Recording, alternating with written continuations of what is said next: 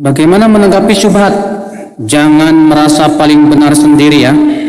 Merasa paling benar itu wajib kalau dalilnya jelas. Karena kebenaran hanya berasal dari Allah dan Rasul. Kalau pendapat Anda didukung oleh Al-Quran, hadis yang sahih dan ijma' ulama, pasti benar. Siapa yang tidak sesuai dengan Al-Quran, hadis dan ijma' pasti salah. Pasti apa? Pasti salah.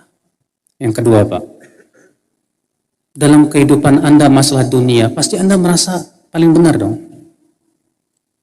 Ya, sahih. Karena merasa paling benar itu kan fitrah manusia. Fir'aun merasa benar nggak? Merasa paling benar nggak Fir'aun, Pak? Baca tuh surat Ghafir. Qala Fir'aunu ma urikum illa ma ara wa ma ahdikum illa sabila rasyad. Berkata Fir'aun, aku tidak memandang untuk kamu kecuali yang aku pandang baik, dan aku tidak membimbing kamu kecuali kepada kebenaran. Tuh Fir'aun, ini ngomong Fir'aun, Pak, bukan orang biasa, Fir'aun. Anda tahu siapa Fir'aun? Mbahnya Togut. Ya. Tapi ternyata Fir'aun merasa dirinya paling benar. Yang ketiga, Pak, di dunia ini tidak ada orang yang merasa paling sesat. Ada? Ada enggak orang berkata, saya paling sesat sendiri? Gak mungkin, gak mungkin. Maka kalau ada, antum melihat ada orang berkata yang hak begini, qala Allah, qala Rasulullah, qala ulama, lihat dalilnya dong. Kalau Anda lihat memang dia dalilnya jelas, kuat, hak, ambil. Jangan tahu-tahu Anda katakan, alah, dengan masa paling benar sendiri ya. Enggak benar, Pak, seperti itu, Pak. Imam Syafi'i pernah berdebat dengan Imam Ahmad. Hai Ahmad, aku mendengar kamu mengkafirkan orang yang meninggalkan sholat karena malas. Kata Imam Ahmad apa? Betul. Apa kata Imam Syafi'i? Apa hujahmu? Apa dalilmu, hai Ahmad? Dalilku, Rasulullah bersabda begini-begini. Imam Syafi'i nggak mengatakan kepada Imam Ahmad, jangan merasa paling benar sendiri ya. Gak ada, Pak, yang ngomong gitu. Itu sebetulnya orang yang lagi kebingungan. Bingung mana hak, mana batil, lagi bingung, puyeng. Jadi akhirnya apa? Udah deh, jangan merasa paling benar sendiri. Ya masalahnya ente lagi bingung. Kalau Anda tidak bingung dan Anda punya ilmu yang kuat dan Anda tahu itu hak, Anda tidak akan berkata seperti itu.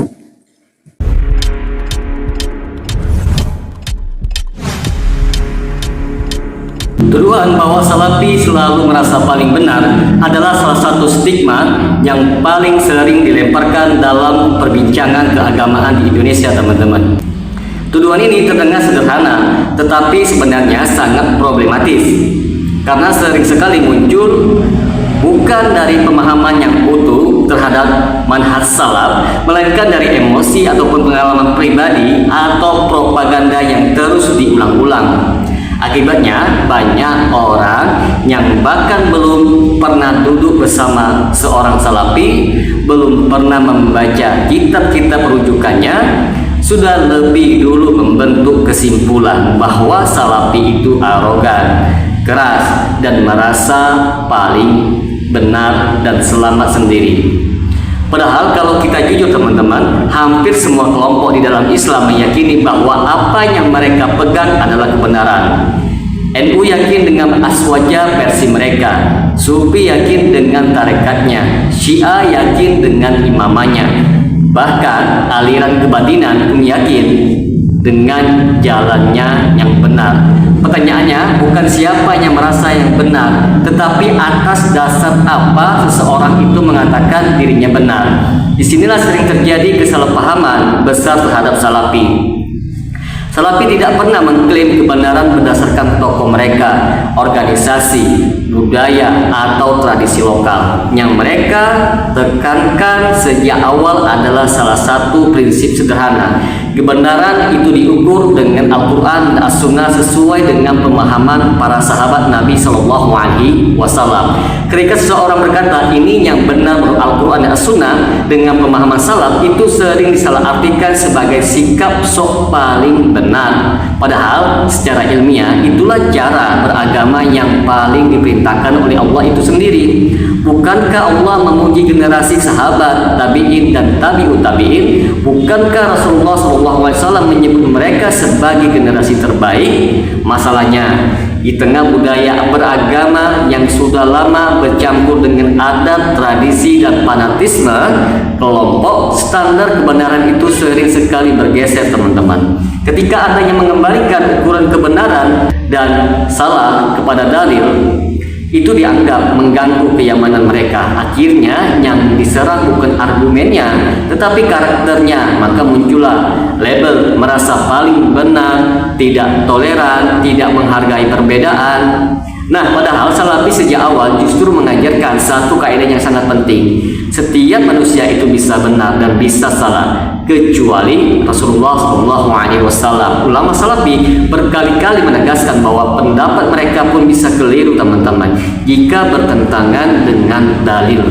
Ini tercatat jelas dalam ucapan para ulama besar seperti Imam Ahmad bin Hanbal, Al-Imam Syekhul Islam Ibnu Taimiyah, Al-Imam Ibnu Qayyim, sampai ulama kontemporer. Tidak ada kultus individu, tidak ada tokoh yang kebal kritik. Ini justru kebalikan dari sikap yang merasa paling benar secara membabi buta. Lalu kenapa Salafi sering terlihat tegas? Karena dalam urusan akidah maupun ibadah, Islam memang tidak mengenal kompromi berbasis perasaan, teman-teman. Nah, tauhid tidak bisa dinegosiasikan dengan kesirikan. Syirik tidak bisa dilunakkan dengan dalil tradisi. Sunnah tidak bisa dikalahkan oleh kebiasaan mayoritas. Ketegasan ini sering sekali disalahpahami sebagai sebuah kesombongan.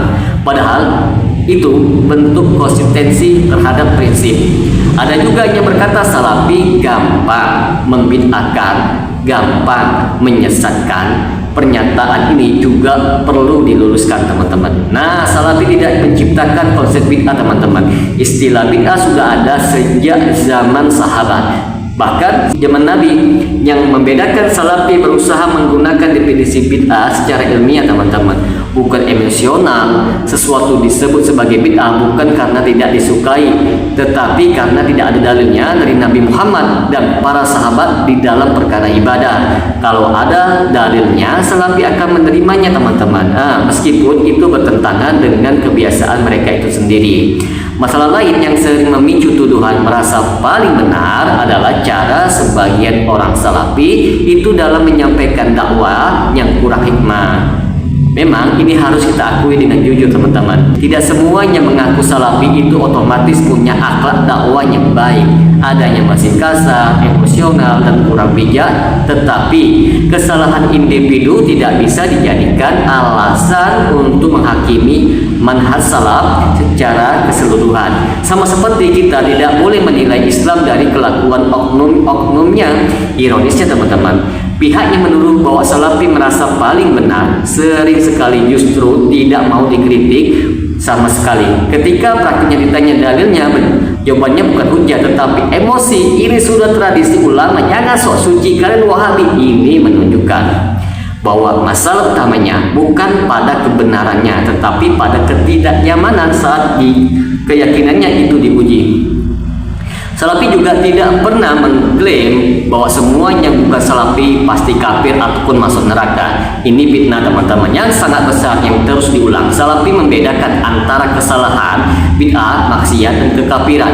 Tidak semua kesalahan mengeluarkan seseorang itu dari Islam. Ini pembahasan ilmiah dalam akidah Ahlussunnah wal Jamaah, bukan klaim emosional. Kalau kita mau jujur, tuduhan Salafi merasa paling benar sering sekali hanyalah tameng untuk menghindari diskusi ilmiah. Ketika dalil tidak bisa dibantah, maka yang diserang adalah sikap, bukan isinya. Ini lebih mudah dan lebih efektif secara psikologis, teman-teman.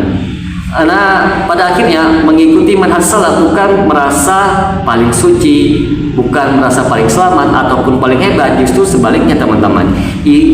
Ia mengajarkan ketundukan total kepada wahyu dan kerendahan hati terhadap dalil. Siapapun yang benar itu kita terima, siapapun yang salah maka kita tinggalkan, tanpa melihat nama mereka, tanpa melihat gelarnya ataupun melihat kelompoknya. Kalau ada Salafi yang merasa dirinya dirinya pasti masuk surga dan merendahkan orang lain, maka itu bukan ajaran salafi. Nah teman-teman, tetapi penyakit hati pribadi seseorang. Manhaj salaf justru membunuh kesombongan karena ia memaksa kita berkata saya benar karena dalil dan saya siap salah kalau dalil membantah saya. Dan di zaman ketika kebenaran sering dikalahkan oleh perasaan, keteguhan seperti inilah yang paling mudah dicap sebagai merasa paling benar.